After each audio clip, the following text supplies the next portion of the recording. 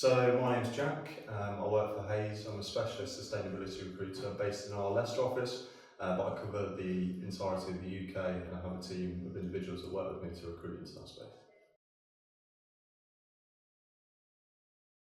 So one of the main trends that I've seen has been the introduction of biodiversity net gain legislation, which was February last year, which has impacted essentially all developments. And in terms of how it's impacted my world, it's meant there's a lot of more work for ecologists to look at. So any development that is proposed needs to leave the land it's building on more biodiverse than it found it, essentially.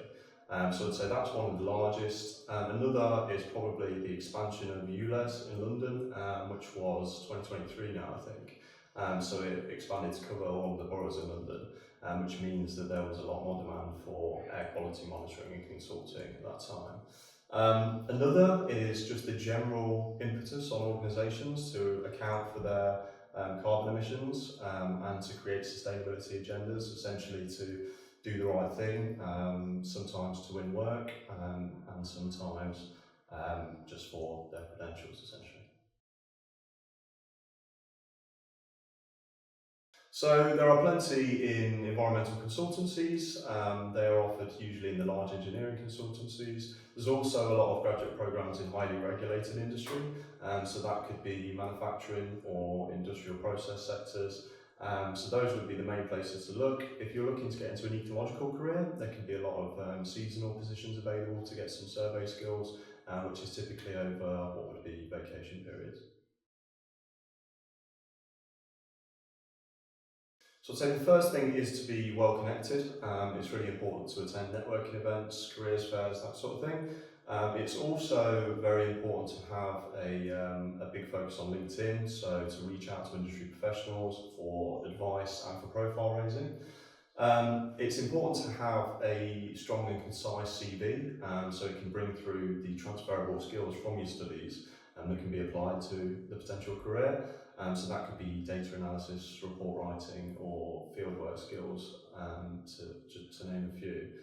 The other thing I would say is that you need to be really clear about your goals and the motivators behind them. So that should show through in the CV, and essentially someone offering an internship or graduate program will want you to be passionate about what it is they're offering, so that essentially you may stay for the long term.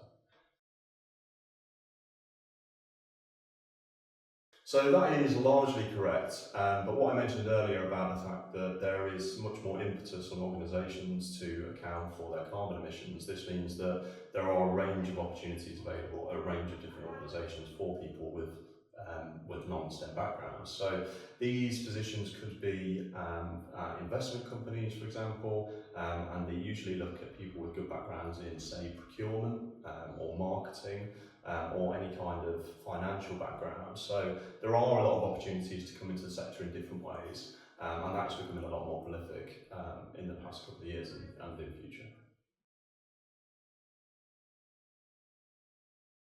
So first of all, I would say get in touch with a specialist recruitment consultant, because we navigate these processes day to day, so we can take much of that burden off your hands.